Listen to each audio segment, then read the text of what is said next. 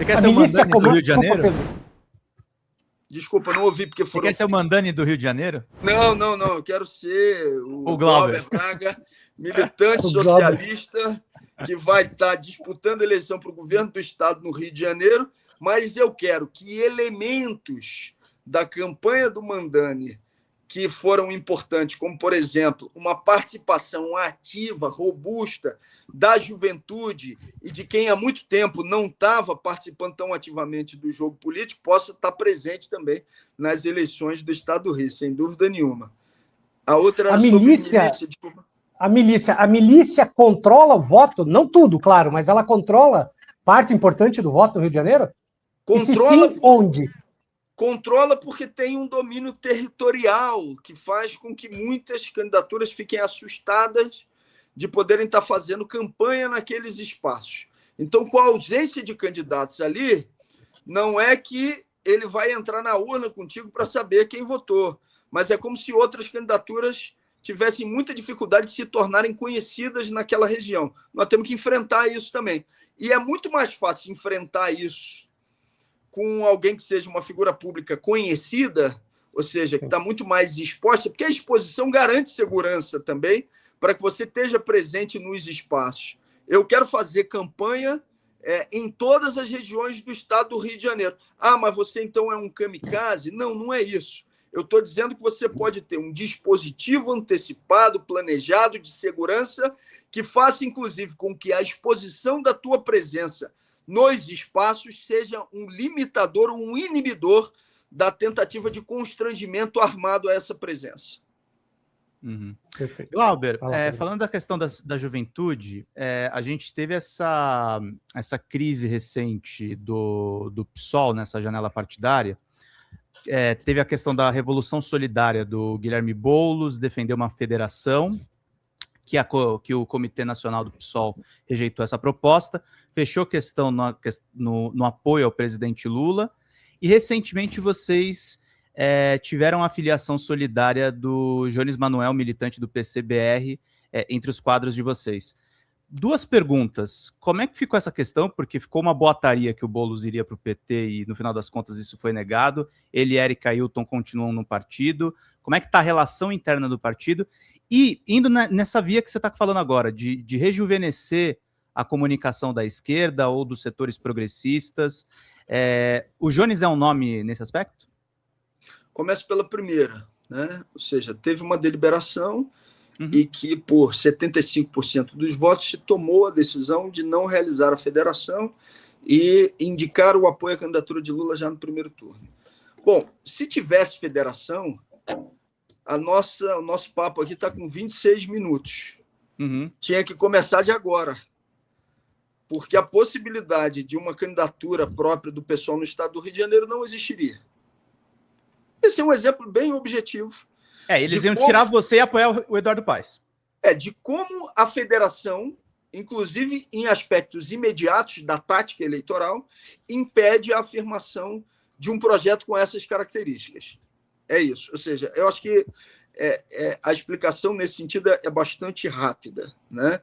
Então, houve uma decisão de não realização da federação e a Revolução Solidária, que é a corrente do Boulos e da Érica, fez uma manifestação pública dizendo que não sairia, que continuaria no PSOL. Ou seja, vida que segue. Vamos em frente e vamos agora colocar as nossas energias no enfrentamento e na derrota da extrema-direita. Segundo, a presença do Jones Manuel, eu acho que é muito positiva e importante para o PSOL, né? Uma liderança ascendente, que traz temas fundamentais para a discussão política brasileira e que eu acho que tem muita chance de se eleger e se eleger muito bem como deputado federal nessa filiação democrática em Pernambuco. E eu acho que pode exercer também um mandato, além de muito interessante, um mandato com muita influência de grupos que cada vez mais estão militando ativamente nas ruas e nas redes, né? Ou seja, grupos comunistas, organizações socialistas. Eu acho que o Jones consegue fazer essa articulação e essa comunicação muito bem, né? Como eu também procuro fazer, como Sâmia procura fazer, como Fernanda procura fazer, como Renato Freitas, no PT, procura fazer também lá no Paraná. Então, acho que essa pode ser uma articulação bastante interessante. Então, eu vejo a entrada do Jones no PSOL com essa candidatura de filiação democrática como uma notícia muito positiva. Vai lá, Marcelo. Eu queria te fazer uma pergunta de provocação. À vontade. Nós que estamos na rede, nós que temos algum naco de influência, ainda que seja mínimo, a gente transita por todo lugar. Eu transito no meu canal, o Pedro aqui no canal dele, etc. A gente fechou, inclusive, uma parceria, viu? O Marcelo tem um canal solo dele, a gente está fazendo essa transmissão em 2 canais. Então é importante. Em 2 canais, portanto, tua visualização está dobrada. Mas onde é que eu quero chegar? Outro dia, eu até fiz um vídeo falando sobre isso, e eu costumo não fulanificar nada, porque eu acho horroroso o fogo amigo. Mas é uma situação que me angustia um pouco, que é a seguinte: eu li num post, porque eu acompanho o Jones Manuel, li num comentário num dos vídeos dele, um rapaz falando assim, grosso modo, estou pensando em anular o voto no segundo turno, eleição nacional, tá? Porque eu sou ele, rapaz, né? Sou de esquerda, mas o meu pai é PT. E aí o meu pai, disse o menino, está dizendo que se a gente ficar metendo pau no governo Lula, isso vai, enfraquecer o Lula, a esquerda, e esse não é o momento para isso, disse o meu pai. Mas eu tô puto da vida com meu pai, disse o rapaz, e não sei o quê. E esse menino era um apoiador do Jones. Por quê? Porque o vídeo do Jones estava justamente caceteando o governo federal pelas coisas que o governo não consegue entregar dentro de uma conjuntura que quase nada ali é culpa dele, necessariamente.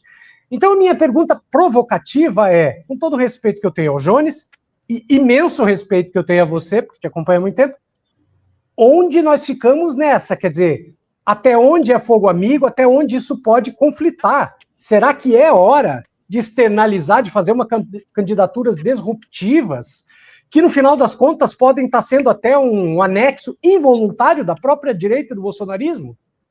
Não consigo concordar, Marcelo, ainda que seja em formato de pergunta e provocação.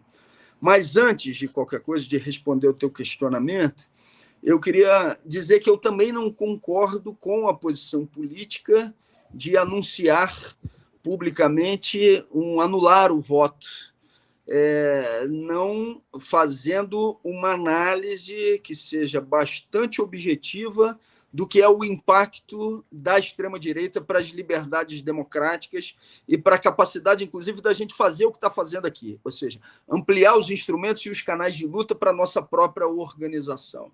A posição, por exemplo, que é defendida pelo Nildo, né, pelo Nildo Ourix, de que, eventualmente, no segundo turno, anularia o voto, na minha avaliação, é uma posição equivocada, é uma posição que não consegue refletir o que é o peso da extrema-direita, inclusive para o ferimento da nossa própria organização com as conexões que eles têm no mundo como um todo.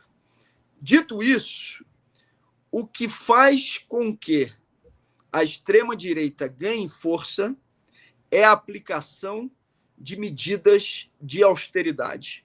Eu te diria que esse é o principal elemento de fôlego para que a extrema-direita ganhe peso social. Se você tem um programa econômico que garanta direitos básicos aos trabalhadores e que eles olhem para o governo Bolsonaro e digam: nesse governo, a minha vida estava de maneira abissal pior do que está agora, isso vai ter como resultado e consequência que a gente os derrote eleitoralmente. Agora, tem uma parte daqueles, inclusive, que querem impedir o exercício da crítica, que querem, de maneira cotidiana, e não é o seu caso, e por isso eu falo com alguma liberdade, querem cotidianamente implementar medidas de austeridade que fazem com que você tenha a erosão da base social que vota contra essa mesma extrema-direita. Eu posso citar o exemplo do governo Dilma quando da primeira etapa do golpe, no impeachment, para depois chegar ao momento atual. Dilma se elege com um pouco mais de 1% de diferença em relação ao Aécio Neves. Apertadíssimo. Apertadíssimo. Quais foram as movimentações realizadas?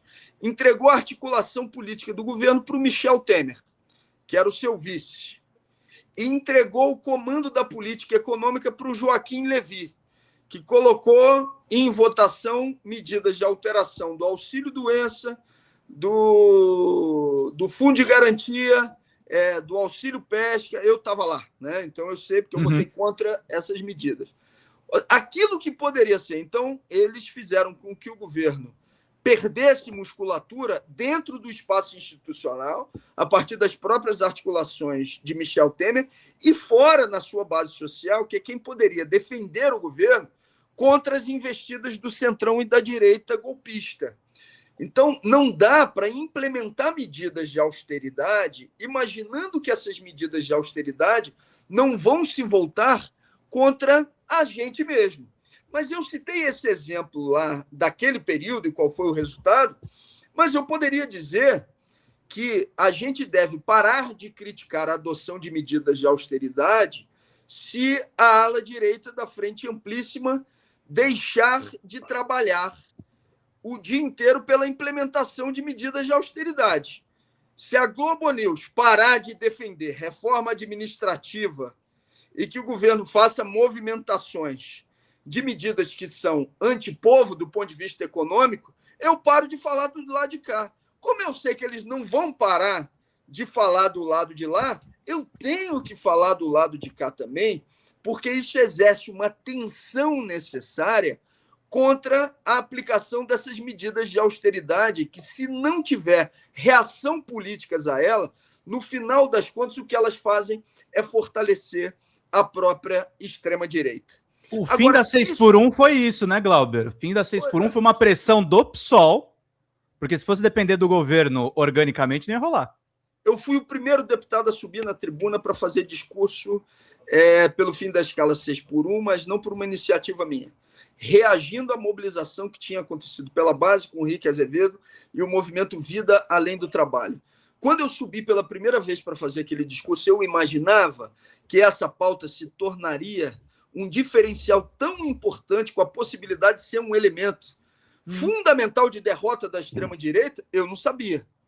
Mas muita gente naquele momento criticou para dizer o seguinte: porra, não dá para cobrar isso agora, porque cobrar isso agora vai acabar fortalecendo o lado de lá, vai fortalecer a extrema-direita. Só que os únicos momentos em que a extrema-direita foi para uma posição francamente defensiva... Foi nessa hora. Foi nessa hora. O Nicolas Ferreira ele só foi para a rede dele se explicar 2 vezes durante esse período. Por que ele não tinha assinado a PEC pelo fim da escala 6x1 e por que tinha votado a favor da PEC da blindagem. Ali ele foi para uma postura defensiva, se explicando para a sua própria base política. Então, esse movimento, eu acho que é fundamental, nós temos que fazer. Enfrentar as medidas de austeridade, não só as criticando e denunciando, mas apresentando uma agenda própria, é fundamental. Eu, pessoalmente, eu tenho um cuidado. Qual é o cuidado que eu tenho? Você pode vasculhar a minha vida, todos os meus discursos, de frente para trás, de trás para frente, que você não vai encontrar uma única fala que possa ser considerada desrespeitosa pessoalmente ao presidente Lula. Você não vai encontrar uma fala onde eu traga características... Pode ter até uma crítica dura, né, Glauber? Mas não desrespeitosa. Vou chegar aí. Você não vai encontrar características que peguem aspectos que possam ser utilizados pelo outro campo como uma crítica de natureza pessoal. Mas você vai pegar posições, como o Pedro disse, duras do ponto de vista programático, do ponto de vista de matérias a serem debatidas e discutidas. Claro. Eu acho que cada um tem o seu estilo. Eu, pessoalmente, considero que essa é a melhor forma, inclusive, de enfrentar as medidas de austeridade, né? Mas isso foi algo que eu, a minha militância, o corpo político que compõe o nosso mandato, foi tomando a decisão de fazer desse jeito ao longo do tempo. Mas isso não quer dizer que eu não acho que a gente tenha que fazer críticas em determinados momentos que são duras a medidas que são adotadas, a medidas que são tocadas, porque eu acho que, inclusive, isso é fundamental para enfrentar a austeridade e, consequentemente, impedir o avanço da extrema-direita. Fala, galera da Folha TV, não se esquece de se inscrever aqui no nosso canal para assistir programas como Folha Notícias Manhã, Folha Notícias Noite, o nosso Folha Entrevista e o nosso Barzinho das Meninas. Muitas coisas bacanas a gente acompanha por aqui e a gente precisa muito, muito do apoio de vocês para nosso trabalho jornalístico, investigativo, de curadoria de conteúdo, com vocês ajudando no nosso Pix, folhademocrata@gmail.com, ou mandando superchats, valeu demais, e os recursos financeiros, tornando-se membro do nosso canal, no nosso curso de jornalismo básico, para você ficar muito bem informado a respeito de tudo. Queridos e queridas, muito obrigado pela presença de todos vocês, vida longa e próspera. Cuidem-se, cuidem dos seus, e não esquece de se inscrever aqui na Folha TV. Até mais!